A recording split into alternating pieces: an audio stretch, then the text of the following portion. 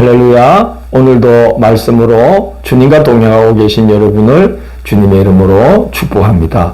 함께 보실 말씀은 예레미야 31장에서 33장 말씀이 되겠습니다. 31장은 앞장에 이어서 이스라엘의 회복을 거듭 예고하시는 내용입니다.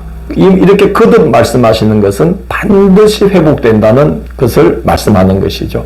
8절을 보면 이스라엘을 북쪽 땅에서 인도하시며 흩어진 백성들을 땅 끝에서부터 모을 것이라고 말씀하시고, 9절을 보면 그들이 돌아올 길을 예비하되 넘어지지 않도록, 목이 가라지 않도록 물 있는 계곡의 고든 길로 갈 수 있도록 길을 열 것이다, 그렇게 말씀합니다.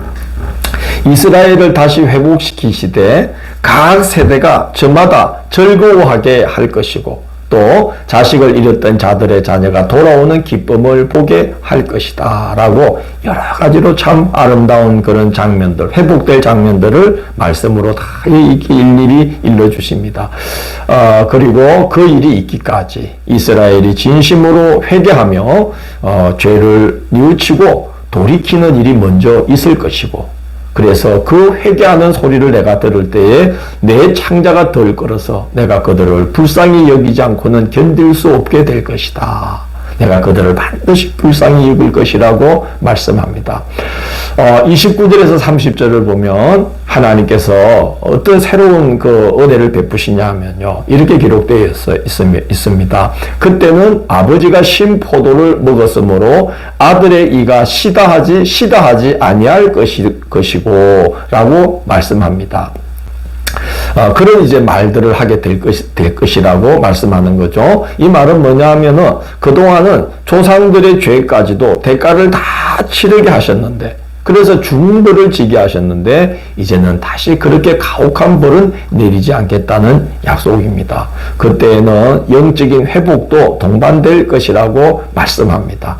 새 언약을 맺을 것인데, 그때는 출애굽 때에 맺었던 언약처럼 돌판에 말씀을 새기는 것이 아니라 백성들의 마음에 하나님이 말씀을 기록해 주셔서 백성들에게 여호와를 알라라고 다시 호소할 필요가 없게 되는 것은 어른으로부터 아이까지 큰 자나 작은 자나 할 것 없이 모든 백성이 다 여호와를 밝히 잘 알게 될 것이기 때문이라고 말씀합니다. 그래서 그때는 이제 하나님께서 청량줄을 쫙 이렇게 다시 놓을 건데, 전에는 이스라엘을 파괴하고 헐기 위해서 청량줄을 쭉 놓았다면은 이제는 이스라엘을 다시 회복시키기 위해서 청량줄을 이렇게 놓게 되는 그런 은혜의 날이 있을 것이다, 그렇게 말씀합니다.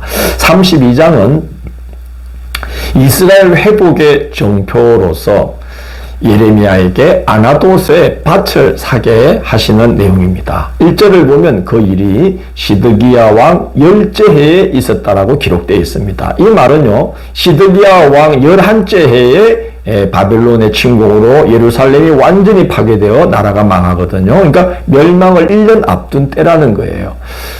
그래서 이제 예레미야는 자신이 예고했던 대로 멸망이 가시화되고 있는 것을 이제 눈으로 보게 됩니다. 참 선지자의 마음이 어떻겠습니까? 내가 예고한 대로 되지 않아서 그렇게 우쭐대고 좋아할 리는 없지요. 진실된 선지자니까요. 자신을 통해 주셨던 하나님의 경고의 말씀을 이 백성이 들었더라면 이 지경까지 오지 않았을 텐데, 그러면서 예레미야는 너무나 가슴 아파했을 것 같습니다. 그런데 참 놀라운 것은 예레미야가 그동안 경고하고 예언했던 대로 이렇게 역사가 진행되어서 지금 이렇게 바벨론이 세 번째로 침공을 해서 멸망을 1년 앞둔, 그래서 에워싸여 있는, 바벨론에 의해서 포위당하고 있는 그런 중인데도 이스라엘은 정신을 차리지 못하는 거예요. 왜 아직 끝장난 것도 아는데 자꾸 끝장날 것이라고 예언을 하면서, 불길한 예언을 하면서 백성들을 낙담케 하느냐. 그러면서 이제 시드기야 왕이 예레미야를 붙들어서 궁중 시위대 뜰에 있는 옥에 가둬버립니다. 근데 그때 이제 하나님께서 예레미야에게 너의 숙부의 아들 하나멜이 와서 고향 아나돗에 있는 밭을 대신 사서 기업물을 책임을 감당해달라고 부탁할 테니까 너는 은으로 그 밭을 사라. 그렇게 이제 말씀합니다. 그래서 예레미야는 사람들이 보는 앞에서 은을 달아주고 정서를 써서 이제 밭을 샀는데, 하나는 보관용으로 봉인을 하고 하나는 매입자가 이제 소지하는 그런 형태로 당시에 계약이 이루어졌던 것 같아요. 그래서 봉인한 서류 하나, 정서 하나하고 또 예레미야가 소지할 그런 봉인되지 않은 그런 그 정서, 이 두 개를 서기관 바룩, 예레미야를 잘 도와주는 서기관 바룩에게 부탁해서 그 두 개를 토기에 담아서 보관하게 합니다. 하나님께서 이제 그렇게 하라고 하셨죠. 그것은 언젠가 이 땅에서 집과 밭과 포도원을 다시 매매하게 되는 날이 올 것이라는 것을 이제 하나님께서 일러 주시려고 그러신 것입니다. 그래서 이제 하나님의 말씀을 전하면서 그런 날이 올 거야. 그러면서 이제 바룩에게 이걸 보관해 주세요. 그렇게 부탁을 했습니다. 그런데 아무리 예레미야라도 돌아가는 걸 보니까 정말 그런 날이 올까 하는 마음이 들었던 것 같아요. 25절을 보면 그렇게 말합니다. 아니, 주께서 이 성을 지금 갈대아인의 손에 넘기시면서 저에게 밭을 사게 하시는 게 이게 맞는 겁니까? 하고 이제 하나님 앞에 의문을 나타냅니다. 하나님이 이렇게 대답하십니다. 27절에 보면 나는 여호와요 모든 육체의 하나님이라 내게 할 수 없는 일이 있겠느냐. 그렇게 말씀합니다. 나는 여호와요 모든 육체의 하나님이라 내게 할 수 없는 일이 있겠느냐. 그 말씀은 이 땅이 바빌론에 넘겨진 바가 될지라도 내가 다시 얼마든지 회복시켜서 이 땅이 사람들이 밭을 사고 파는 날이 오게 할 수 있다 하는 말씀을 하고 계신 겁니다. 33장은 하나님은 당신의 약속이 반드시 시행될 것을 이제 다시 한 번 더 말씀을 해 주시는데요. 예레미야에게 확신을 갖게 해 주시는 거죠. 예레미야가 시위대 뜰에 갇혀 있을 때 이제 두 번째로 임한 말씀입니다. 이때 하나님은 예레미야에게 말씀을 시작하면서 당신이 누구신지를 알려주십니다. 2절을 보면 이렇게 말씀합니다. 이를 행하시는 여호와, 그것을 만들며 성취하시는 여호와, 그의 이름을 여호와라는 이가 이와 같이 이르시도다. 이렇게 자기를 선언하시면서 자기를 알려주시면서 말씀을 시작합니다. 이를 시작하실 뿐만 아니라 그 계획한 것이 반드시 성취되도록 역사하시는 하나님이심을, 그 주권을 홀로 갖고 계신 하나님이심을 이제 강조하고 계신 것이죠.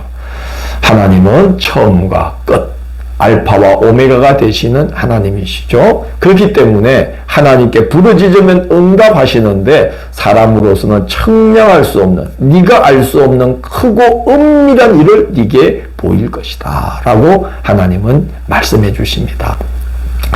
예레미야에게 이제 그날이 어떤 모습일지를 하나님께서 쭉 말씀하시는데, 예루살렘 성읍이 예전처럼 회복되는 아름다운 광경을 쭉 말씀해 주십니다. 잔치 소리가 다시 들리겠고, 신랑 신부의 흥겨워하는 소리가 들리겠고, 사람들이 성전에 모여서 제사 드리는 그 찬송 소리가 다시 들릴 것이며, 그런 거리에 사람들이 막 이렇게 몰려다니면서 기뻐 대화를 나누는 그런 장면들을 쭉 말씀하시죠.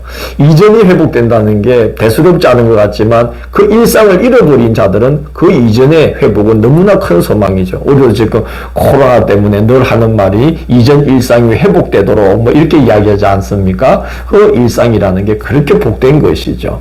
하나님께서 바로 그런 일상을 다시 회복시켜 줄 것이고, 다윗에게서 한 공의로운 가지가 나게 하셔서 그 땅을 공의와 정의로 다스리게 할 거라고 말씀합니다. 그동안은 우리가 열왕기서를 보셔서 알겠지만 하나같이 하나님의 벌을 부르는 그런 못된 왕들이 세워져 왔었는데, 이제는 한 공의로운 왕이 나타나게 될 것이다. 아마 메시아적인 역할을 감당하는 왕이 나타날 것이고, 그리고 결국은 메시아가 오셔서 그 일을 완전히 성취할 것이라는 약속이 아닌가 생각됩니다. 하나님께서 이런 말씀을 합니다. 낮과 밤이 교차하게 한 이 언약, 하나님이 세우신 이 규칙을 어느 누구도 파괴할 수 없는 것처럼 이스라엘의 회복에 대한 나의 이 언약도 파괴될 수 없다. 누군가 낮과 밤에 대한 나의 언약을 파괴할 수 있다면 너희들에 대한 나의 이 언약도 파괴될 수 있으려니와, 그러나 그렇게 될 수 없을 것이다. 회복은 반드시 시행된다는 것을 강력하게 약속하고 계십니다. 하나님께서 우리를 향해 선하고 복된 일을 계획하시고, 그래서 우리가 하나님께 부르짖어 간구하면 사람의 생각으로서는 청량할 수 없는 일들이 우리에게 나타나고 성취되게 하시는 것이죠.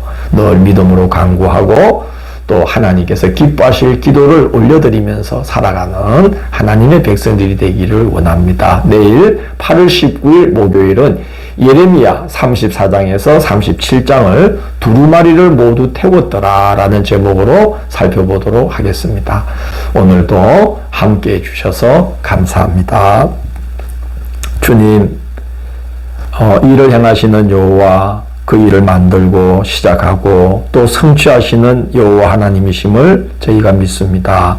어렵고 힘든 상황이 있을지라도 능하신 손으로 우리를 인도하시고 우리를 향한 계획, 또 우리의 기도를 들으사 그 계획을 온전하게 성취하시는 하나님을 의지하면서 힘든 때에도 소망 중에 믿음으로 기도하며 살아가도록 인도하여 주옵소서. 예수님 이름으로 기도드립니다. 아멘.